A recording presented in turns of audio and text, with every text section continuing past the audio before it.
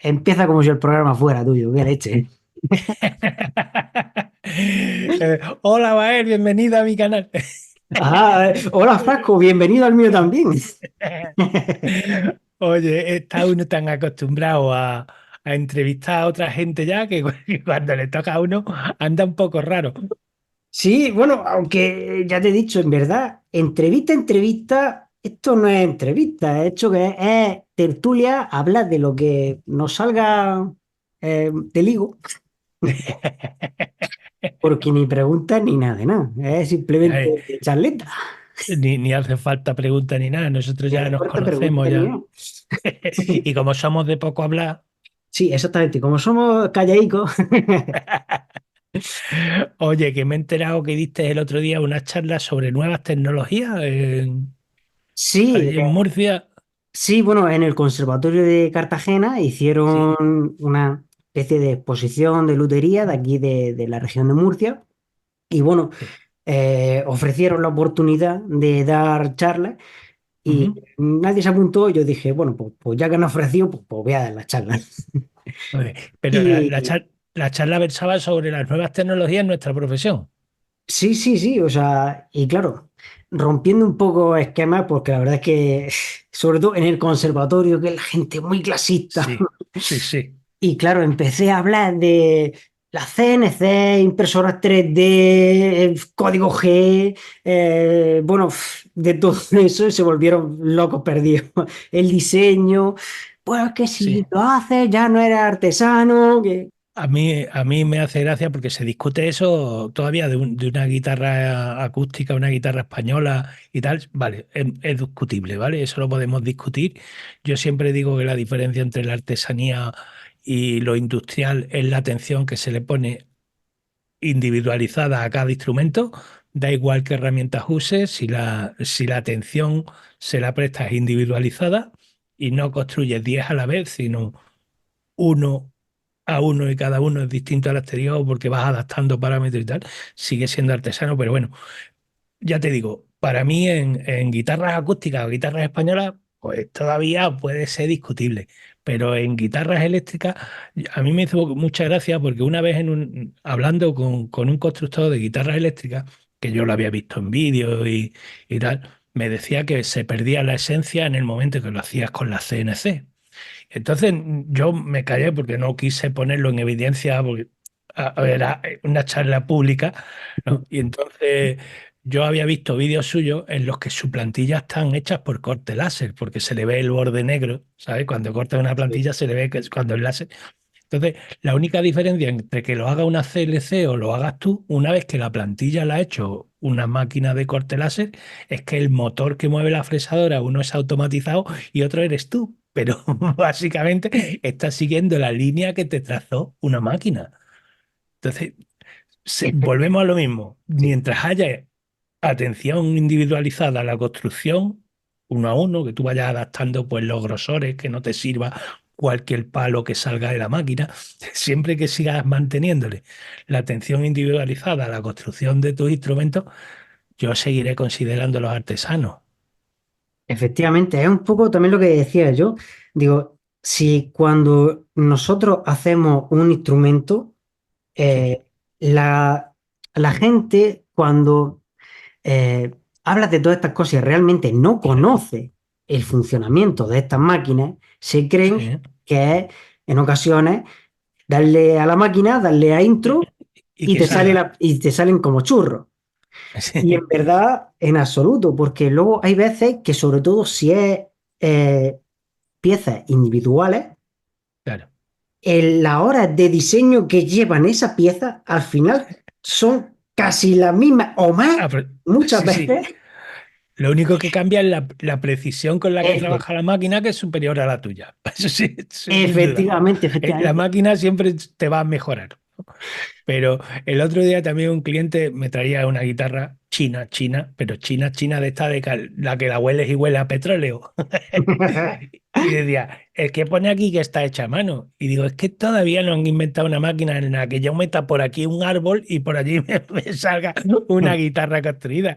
Siempre se montan a mano. Otra cosa es que eso, que los procesos industriales te faciliten pues yo qué sé, el doblado de aro, el que sea rechapado, el regreso, que te venga todo y tú le metas por aquí una tabla y por allí te salga casi el varetaje encolado, ¿no? Sí. Por eso te digo, mientras tú seas el que decide, no, no, pues todavía no está, le voy a pasar otra vez por la máquina para quitarle una décima más. Mientras sigamos así, yo diré que son artesanas.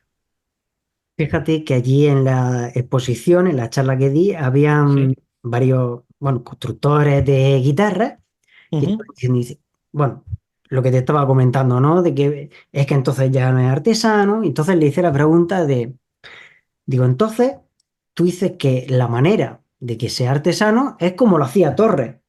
Digo, ¿tú utilizas una lijadora eléctrica? Sí, no eres artesano. Claro. Está lijando una máquina por ti. Bueno, es Claro. que eso... Ah, Sí, sí, pero tú estás regresando con una calibradora de rodillo, ¿eh? efectivamente. Que le puedes dar hasta la décima de milímetro, ya no es artesano.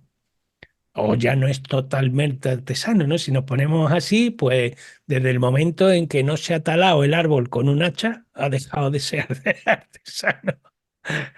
Si tuviéramos que irnos ahora, como se talaba antes, y sacar las piezas, pues madre mía. Por eso, eso. Yo recuerdo un artesano que vi, no me acuerdo si era peruano o tal, que él se había hecho una sierra de disco casera.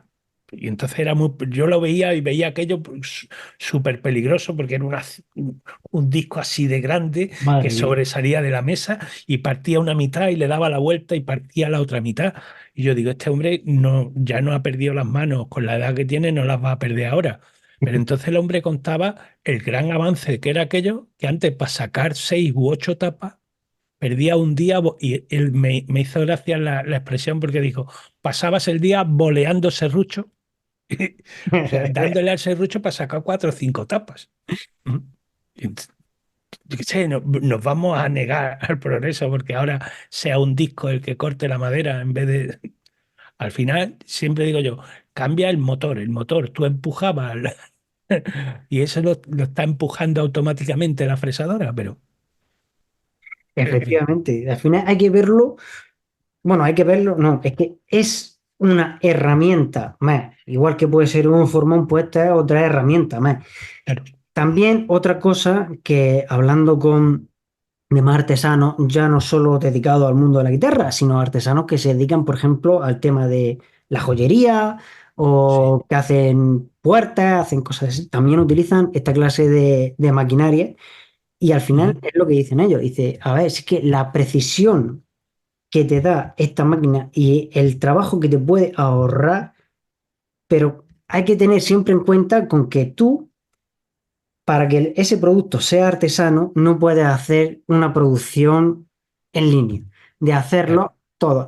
Y lo más importante es que si tú, en el caso de que hagas una semiproducción en línea, entre comillas, de que hagas 10 15 modelos iguales, lo que te sale de la máquina no puede ser el producto final. claro. Todo Y, tiene que pasar a través de tus manos. y después que no puedes dar por válido todo lo que sale de la máquina. Eso es, hay un proceso que tú dices, no, es que meto 100 palos. Si tú metes 100 palos y haces 100 cuerpos, aunque sean de guitarras eléctricas, que tú sabes que ahí, pues bueno, la artesanía se diluye un poco, ¿no?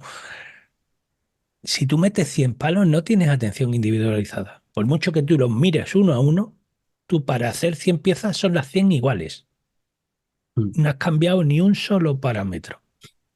Y te da igual que si esta tiene un nudito en esta esquina o tiene... Tú has hecho una preselección y a partir de esa preselección todas las piezas valen. Eso es muy típico cuando te ponías a calibrar tapas de guitarras, ¿no? Entonces yo decía, voy a calibrar 8 tapas, ¿no? Entonces tú calibrabas 8 tapas y yo iba notando la dureza de la tapa y había algunas a las que le daba un pase más y otras a las que iba dejando, ¿eh? No cometía el error de decir, bueno, cuando termine la última, han pasado todas por la máquina. Había algunas que ya llevaban 2 pases menos, otras un pase menos, otras guardaba. Digo, pues esta no me gusta, esta está muy blanda, esta no la quiero. Y, y no la desechaba, pero la guardabas para otras cosas, ¿no? Para algún instrumento que sea más estrechito o tal, ¿no? O para tal, o el varetaje tal, que lleva 9 varetas en vez de el de Hauser, que lleva 9 varetas en vez de el de Torre, ¿no? Y guardabas aquella que se había quedado un poquito más blanda para otra cosa. Ya no te servía todo. Tú habías hecho en línea, en serie, el calibrado de 9 etapas, pero seguían siendo 9 etapas distintas.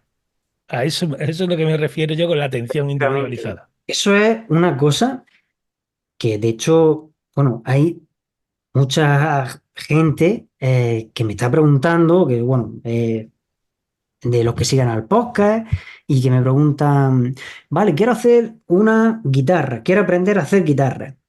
Y Ujú, siempre se van al plano y dicen, es que el plano hay que dejarlo en 2,2. Digo, pero es que la madera de esa guitarra, ujú. a lo mejor la dejó a esa porque era esa madera, pero la que tú vayas a usar, seguramente a lo mejor no va a tener la misma densidad ni la misma rigidez. Claro. Ni el Es tipo ahí la la dejó. diferencia entre exactamente Claro. digamos que luthier profesional que sabe cada madera, digamos que dándole el golpe, el tap, El golpecito, la exactamente, a flexión lo que de. tiene que dejar cada madera que no seguir un parámetro fijo. Por eso, ¿a qué grosor tengo que dejar los aros? Depende de los aros que sean. Claro, eh, claro. Es que eso, es que vas viendo cómo tomas decisiones que te alejan de ese plan ideal que tú tenías en la cabeza, ¿no? Para llegar precisamente a ese plan ideal. Pero ya no sigues exactamente el plano, ¿no? Eso yo me acuerdo que lo decía el maestro Chacón, preguntaba que a qué altura tenías que dejar una mesa de 80 de alto. Y te decía, a 80. Y decía, no, no, no, a 80 no. Tú la tienes que dejar que no coge. Y lo mismo para que no coge eso es 79. Sin embargo, sigue siendo una mesa de 80, ¿no? Pues algo así. Y después, el análisis a posteriori. Él decía, "Oye, tú tienes el plano de la guitarra, pero no tienes el plano con el que partió. Tú tienes el plano de las mediciones de una guitarra. Y tú Mm. mides ahora y te dice, esto está en la esquina 1,9, en el centro a 2,1. Y te crees que el tipo a lo mejor lo dejó así queriendo. Y no, no, resulta que elijó más por las esquinas que por el centro porque le salió una astillita o porque... Y ahora nosotros pensamos que es que no, eso tiene que ser así. En el centro tenemos que dejarlo a 2,1 y a 0 y a 1,9 en los bordes, porque así estaba la guitarra de fulano. Pero ese fue el resultado de la construcción de fulano. Pero él a lo mejor lo dejó todo a 2,3. Efectivamente, en una entrevista que hice hace poco, creo que el mes pasado, que entrevisté a Karel Dedain, él ha hecho un trabajo muy bueno de documentación. De hecho, los libros que salió de Vicente Arias, eh, él bueno, ha estudiado muchísima guitarra y hace reproducciones. Y me quedé con una frase que me llamó la atención, ¿no? Lo que dijo, dice. Yo nunca voy a copiar una guitarra que no haya tenido en mis manos. Que nunca voy a copiarla de un plano.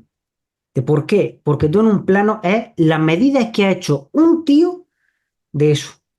No el original. Dice, cuando tú lo tienes original, ves si ese guitarrero había construido más rápido, si era más lento, si esa guitarra llevó a reparaciones o no. ¿O no? Claro. Dice, entonces tú puedes saber realmente si esa guitarra era original de esta manera o lo que tú estás viendo en el plano es lo que ha interpretado alguien sobre las Claro. medidas de esa guitarra. Claro, claro, claro. Y eso, y después determinar si este tipo lo hizo así o es que le resultó terminando así. Eso ¿Por es, qué? Porque yo qué sé, lo mismo ha sido 3 veces rebarnizar y cada vez que la han rebarnizado le han quitado una décima de madera, no, no sé, y ahora tú vas y mides, no hay que dejarlo a 1,93.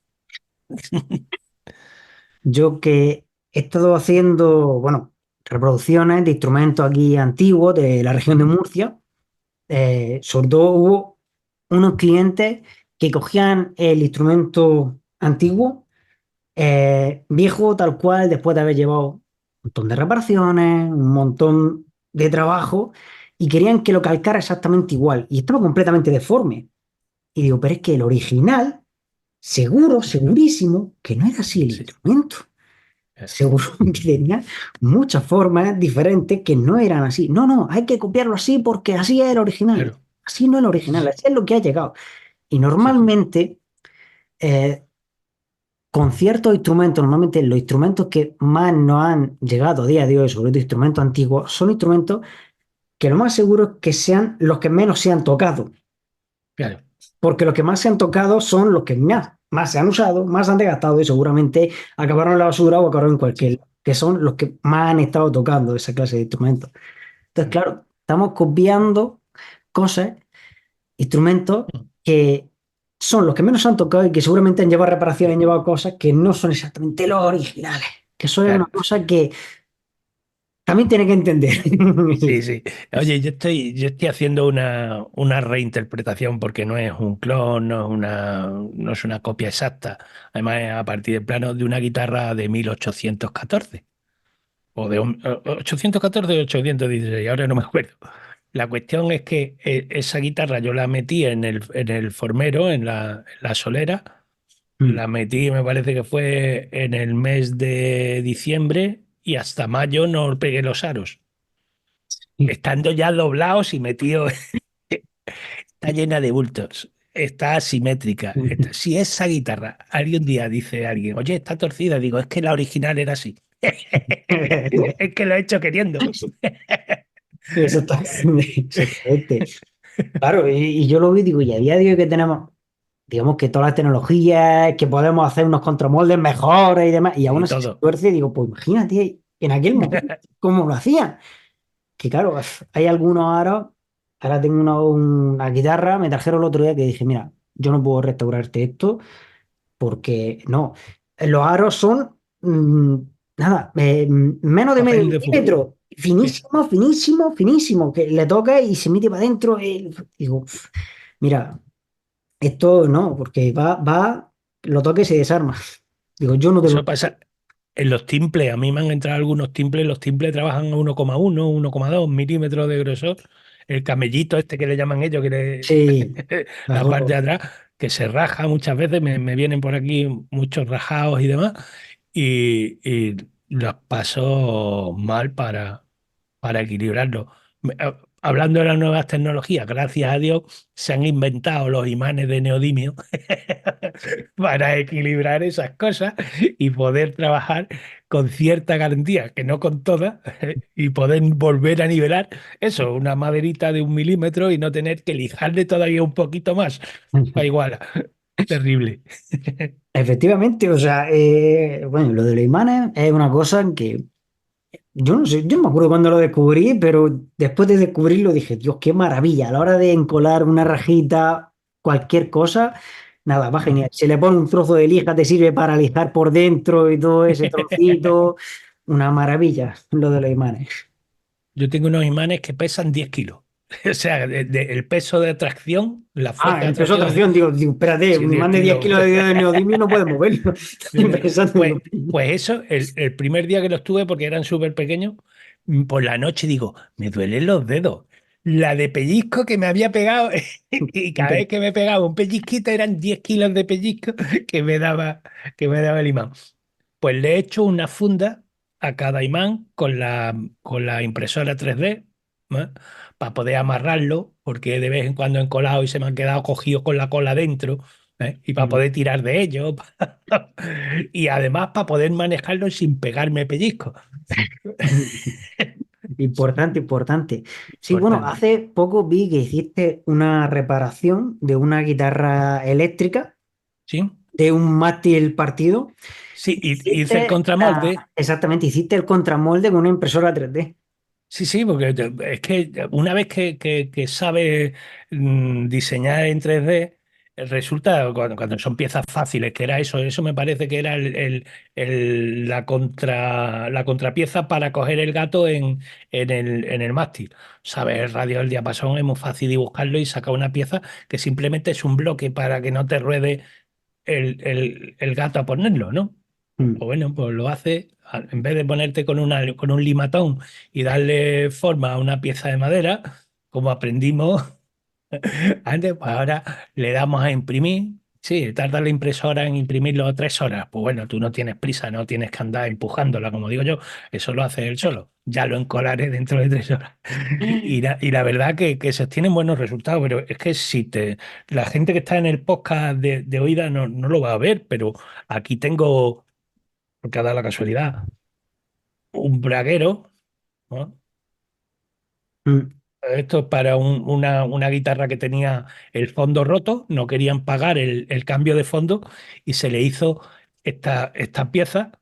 Pues esta pieza terminé haciéndolo de ébano, pero esta pieza es de plástico impresa con la impresora 3D y aquí tiene las 3 pruebas que hice hasta dar con el tamaño justo, el más bonito y además así podía mandarle fotos al cliente de cómo iba a quedar y en fin, que yo uso las nuevas tecnologías. De hecho, estoy escribiendo, me enteré de lo de tu charla precisamente porque estoy escribiendo un, un artículo sobre el empleo de nuevas tecnologías en reconstrucciones organológicas de instrumentos históricos. ¿Por qué? Porque, a ver, aquí como todo, aquí nadie da puntadas sin hilo y demás, y había por ahí un premio de 33.000 libras, y digo, pues vamos a preparar un estudio, ¿eh? De cómo se han empleado las nuevas tecnologías en este nuevo campo. Eso lo organizaba un museo en Inglaterra. Y nada, me enteré de casualidad. Y al final, no sé si me lo irán a publicar, no me lo irán a publicar, pero yo lo he escrito. Y entonces me he enterado de proyectos interesantes, por ejemplo, de cómo usar el escaneo 3D de piezas internas, porque hay por lo visto escáneres que son con infrarrojo y tal, y que puedes escanear las piezas interiores de instrumentos sin necesidad de abrirlos y demás. Ujú, Entonces, había proyectos de estos, de reconstrucciones, por ejemplo, de la flauta histórica más antigua del mundo y tal, para que la puedan tener en las manos y puedan tomar las medidas sin siquiera tocarla. Entonces, la han escaneado y la han impreso en 3D para poder medirla. mm, Es curioso, para tener físicamente y poder comparar las reconstrucciones con... En fin, ujú. hay 4 o 5 proyectos ahí que se están poniendo en marcha y en el seno de eso, pues dieron una especie de subvención. Y allí que me he presentado yo como un loco, como en Inglaterra no me conocen, pues digo, lo mismo cuela. Ahí está. No, pero oye, genial. Y yo todo lo que se haga así en este campo, porque sí que es verdad que dentro del mundo de los luthiers, hasta hace muy poco estaba, entre comillas, los que tienen lo tenían muy escondido y ahora cada vez hay muchísimos. Creo que, vamos, Sí, en mucho porcentaje tienen máquinas. Tienen máquinas máquina, o utilizan estas tecnologías. Ya claro. sea impresión, láser o CNC, o sea lo que Mm. sea. Pero o tienen máquinas o se lo llevan a alguien o algo de eso así. O Muchísimo. se, o, Mucho o más se de lo que compra. nos creemos. No, no, que se compran hechos, eso lleva ya mucho tiempo, que la gente compra mástiles hechos y, Exactamente. y, y aros doblados. Si la gente no comprara aros doblados, las tiendas no tendrían el servicio de doblar los aros. Exactamente. ¿Eh? O sea, si te dan el servicio de calibrado de tapas, te dan el servicio de doblado de aros y te venden mástiles con preformas, ¿no? Es señal de que hay gente que emplea esos servicios, si no, no los vendería. Pero bueno, que también es lícito, que yo siempre digo que aquí el que la lleva la entiende, ¿no? Eso, cada cual monta lo que quiere y hace lo que quiere y compite en el mercado. Mm, Siempre que no se llegue al límite del engaño, de la estafa y tal, mm, como también hay gente que compra guitarras hechas y las vende como artesanas. O sea, eso mm. ha pasado y pasará. Eso, pero en Pues fin. tú que sí que tienes la impresora 3D y sí que has Sí, hecho más piezas, sí, a mí me han preguntado, ¿para qué sirve una impresora 3D dentro de la sí. lutería? ¿Cuál puede ser tu respuesta? Pues mi respuesta, por ejemplo, yo pongo un ejemplo. Eh, yo desarrollo un plano desde cero, ¿vale? Entonces yo dibujo el plano y yo puedo determinar a qué altura tengo que dejar el puente, ¿vale? Pero llega un momento en el que lo que hemos hablado antes, la construcción se aleja en cierto sentido de esa idea primigenia y ya no tienes ni el ángulo ideal, ni el que pintaste, ni el que proyectaste. Y ahora yo cojo y diseño un puente en 3D y diseño un puente de, porque además el diseño en 3D puede ser paramétrico, de forma que tú cambiando una parte del boceto, le cambio la altura y automáticamente me rehace la pieza entera, porque yo he Mm. partido de un boceto y he construido la pieza a partir del boceto. Si yo cambio una medida del boceto, me cambia la pieza entera, no tengo que redibujarla. Entonces yo imprimo la anchura, la altura que le voy a dar al puente, le pongo mis reglas sobre mi instrumento casi terminado, pero con un puente de plástico. Y yo digo, pues mira, va a tener 2,9 milímetros de alto en la sexta en el traste 12. ¿Me vale? ¿No me vale? Pues venga, ya sé cómo voy a hacer el puente. Entonces, aunque solo sea para eso, para ayuda, o aunque solo sea para hacer la contraforma para sujetar un gato, como me viste tú en el vídeo, aunque solo sea para eso. Después, te he dicho lo del puente. Plantillas, plantillas hechas con la máquina para hacer los taladros en las palas. Muchas veces que me viene a mí, que me viene un clavijero de Fender la métrica en milímetros y ahora el tipo te trae para cambiar el clavijero una con métrica en pulgadas. Con lo cual, cada clavija se va uniendo un poquito a la otra como cosa así de medio milímetro. Al final no te encaja el clavijero porque hay 3 milímetros de diferencia en los 6 en línea. Oye, pues yo me hago una plantilla de plástico, taladro de nuevo, sé dónde tengo que colocar todo y me cuadra a la perfección. Es siempre el límite va a estar un poquito en la imaginación que uno le dé. El límite va a estar en la imaginación que uno le dé. Pero sirven, pues yo qué sé, desde el soporte de una pastilla que tenía pasado los agujeros, simplemente eso, ¿eh? Antes, ¿qué hacía? No, pues antes tenía que fundir plástico, meterlo dentro para que hacerle nueva rosca al tornillo y tal. Ahora le pongo una chapa de plástico por debajo y atornillo la chapa de plástico por debajo, ya tengo para subir y bajar las pastillas que estaba corrida. O yo qué sé, o simplemente me pasó, ¿sabes que hay Telecaster que las pastillas están atornilladas a la madera? Mm. Y entonces el muelle lo lleva debajo de y hay Telecaster que la pastilla está colgada del golpeador y entonces el muelle tensor lo tiene arriba. Una tiene el tornillo pasante y otra no. Pues hago una pieza para que la que tiene el tornillo pasante tenga un tornillo de rosca. Esa simple tontería, oye, pues ya te sirve, pues ya te sirve. Sí, no sé, a mí me sirve para mil cosas. Hasta las plantillas de cortar, los puentes de los violines, Sí, las tengo hechas con la impresora. O sea, para lo que se me va ocurriendo. yo también me he hecho piezas así un montón. Tengo un montón de soportes para herramientas para tenerlos Sí, colgados, organizadas. sí, Y sí, luego plantillas y sobre todo también a la hora de encolar piezas, esta roseta que he hecho, no sé qué, sí, quiero que haga la fuerza aquí, aquí, pero no aquí, sí. para que no me Ujú. marque nada. Plantilla a su Claro. gato y nada, perfecto. Pues eso, si yo he diseñado el puente a partir de un modelo en 3D, qué fácil es hacerle la contraforma para después encolar ese puente ya una vez que lo hagas en madera. Ahí está. Claro, y la gente dice, bueno, si lo tienes ahí, lo puedes hacer el puente en una CNC.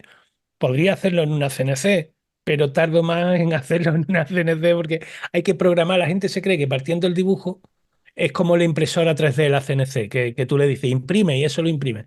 No, no, ahora tú tienes que programar las trayectorias de mecanizado, cuando tiene que cambiar de broca. En fin, que el tema de la CNC es otro mundo. Prefiero Mm. hacer un puente a mano a hacerlo Digamos, en una CNC. en el campo de la maquinaria CNC, yo creo que, Sí, digamos que la más simple a la hora de utilizarlo, partiendo de que ya tienes un dibujo, un plano hecho, creo Sí, que estaría el láser, sí. luego la impresora 3D y luego la fresadora CNC. Y, y luego es que hay una cosa que la gente no sabe, que es que el láser no es 3D, el láser es El dos láser es d 2D. Es 2D, aunque tú trabajes bajo relieve, por ejemplo, ¿vale? Pero otra cosa que la gente no sabe que es que la impresora 3D tampoco es 3D. Es Es una dos impre- dimensiones y media. es 2D y medio, 2D y medio. Hay que explicarle a la gente que 2D y medio es porque el eje Z, el vertical, en cada capa está quieto. La máquina no se mueve simultáneamente en los tres ejes, cosa que sí puede hacer una CNC, la fresadora CNC, el torno CNC también, también podría trabajar en tres ejes. Entonces, el 3D es mucho más complicado que el 2D y medio. 2D y medio yo creo que salvo la complicación a la hora de hacer el diseño, de dibujar, que de vez en cuando te tienes que pensar, oye, ¿cómo pinto, cómo dibujo esto para sacar el modelo en 3D? Pero una vez que tienes diseñado el modelo 3D, imprimirlo es muy fácil. Sin embargo, una CNC que tienes que tallar la madera, una vez que tienes el diseño en 3D, es tela de complicado sacar en la CNC.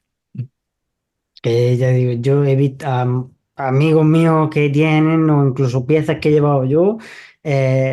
No, venga, para hacer los diapasones. Sí, Vale, y las fresas del diapasón de 0,6 milímetros, ves como en una tarde rompes 15. sí, sí, sí. Y hasta que Dices la tú, pillas y madre. en fin. Y ahora tienes que graduar la velocidad de avance con la velocidad de giro, con la profundidad que vas Y tienes comiendo. que tener en cuenta las vetas de la madera, la dirección de Sí. las vetas de la madera. Y si va en recto, va en horizontal, si va a contraveta o va a contramarcha. En fin, que tiene Hay, sus hay, procesos, tiene. hay un montón de trabajo. Hay un Son montón de complicados, trabajo. son complicados. Sí, sí, sí, sí, sí. Son habilidades que tienes que tener extra. Tiene, Bueno, no, es otra profesión. Te digo, yo sé de esto un mm. poquito, como buen autónomo, sé de esto un poquito porque me rompí un hombro. Entonces, como me rompí el supraespinoso del hombro izquierdo, estuve 4 meses eh, en dique seco casi y pensé que jamás iba a volver a trabajar de luthier. Entonces me busqué la manera y me enteré de cómo funcionaba una CNC. Si no, no me acerco a ella porque me parecía un mundo súper oscuro y súper complicado. Ay, ahora es más abierto, ahora es más abierto y hay más sitios de los que puedes Sí, aprender y verlo. sí, Vamos. sí, sí, Bueno, para que no se haga muy largo, sí, quería hacerte una pregunta, que esto, por ejemplo, sí. lo van a escuchar solo los que estén en el podcast VIP, porque a mí me la Vale, hicieron y yo me quedo con la cosa esa ahí sí, de... Voy a hacértela también a ti. vale. Si tuvieras que empezar ahora Ujú, en la profesión de luthier, sí. ¿cómo lo harías? ¿Por dónde empezarías? Vamos a ver. Yo empecé de forma autodidacta y empecé con la guitarra eléctrica. Yo entré en la profesión creyendo que iba a vivir de construir guitarras eléctricas. Yo si tuviera que empezar ahora, me haría aficionado. No sería luthier profesional. Sería aficionado como es Felipe Elías. No sé si lo conoce. Ujú. Elías Monje Galán, que construye guitarras decimonónicas, sin la presión de tener que vender un producto, ¿eh? Simplemente sin tener que buscarle rentabilidad a sus horas, sino simplemente por el gusto de hacerlo. Eso sería para mí un mundo ideal, como decía el otro, que me tocara una primitiva y me dedicaría yo a la lutería. Igual que tú sabes, yo no sé si la última vez que estuvimos te hablé de los luningos. Creo que sí, creo que sí. Algo me contaste, algo me contaste. Los Pero puede luningos, contarlo, puede contarlo. los luningos son mañanas de lunes que parezcan domingos. Le llamamos los luningos. ¿Por qué? Porque los luningos me permito el lujo de los lunes por la mañana no trabajar. Y no trabajo para dedicarme a la lutería, para dedicarle a la parte de la lutería que a mí más me gusta, que es la organología. Para el que no sepa lo que es la organología, que imagino que ya casi todo el mundo sabe lo que es la parte de la musicología que estudia los instrumentos musicales, ¿no? Y su relación con su época, su relación con el músico y su relación con la música, ¿no? Es estudiar el instrumento no solo desde el punto de vista de la funcionalidad, sino también desde el punto de vista cultural, ¿no? Estudiarlo dentro de su entorno, de su época, ¿m? De su entorno artístico. Y eso me encanta, eso me motiva muchísimo. Entonces, siendo súper egoísta, digo que esa sabiduría, como no deja dinero, esa está más en manos de los aficionados que de los profesionales. Sí. Porque ¿quién se puede permitir el lujo de ir a hacer un viaje a medir un instrumento que, que no te lo ha encargado nadie? Sino simplemente por conocer cómo estuvo hecho, tener la intuición de pensar que así sonaba y de utilizarlo para un repertorio que no se vende, ¿no? Efectivamente. Entonces, Muchas veces entonces el trabajar de luthier como profesión es lo que nos impide ser luthier. lo tienes, ahí estamos. No, pues nada, entonces, esa es. Ahora, si quisiera ser luthier profesional, ¿cómo empezaría? Pues iría más a saco. Le dedicaría desde el principio, no daría tantas vueltas para llegar a la profesión, ya que sé cómo se llega y cómo se aprende. Aprovecharía la juventud que yo desperdicié no desperdicié, sino que jamás pensé que me iba a dedicar a esto profesionalmente y Mm, entonces no lo atendí más allá de que era algo que me gustaba, ¿no? Es mm, como el que le gusta el fútbol, ¿no? Pero no entrena, sino que va y juega su partidillo. Pues yo me dedicaba a la lutería un poco así, no entrenaba, iba y jugaba al partidito, ¿no? mm, Pues me hubiera formado y me hubiera ido al extranjero y hubiera ido a más conciertos de guitarra y hubiera ido a ver más cosas en vivo y hubiera tenido más claro dónde se aprende. Que es que todavía hay gente que se cree que la profesión se aprende en la escuela de lutería o que esta profesión se aprende haciendo cursillos y no, esta profesión se aprende trabajando. Es es lo único que, además trabajando, no trabajando de cualquier forma, sino haciendo lo que llamamos la construcción atenta, ¿no? Y mm. buscando los porqués de cada cosa que no te los puede enseñar nadie, que te las tienes que aprender tú. Bueno, genial, Frasco. No hemos quedado sin tiempo, nos hemos agotado todo, así que vamos, se queda para otra tertulia cuando nos Sí, apetezca. no. A ver, eso. Te digo una cosa, yo quería hablar de una cosa que no hemos hablado. Lo mismo podemos hacer para mi canal, una parte. Genial, pues si queréis escuchar la siguiente parte de esta conversación, solo tenéis que ir al canal de Frasco Despelotier.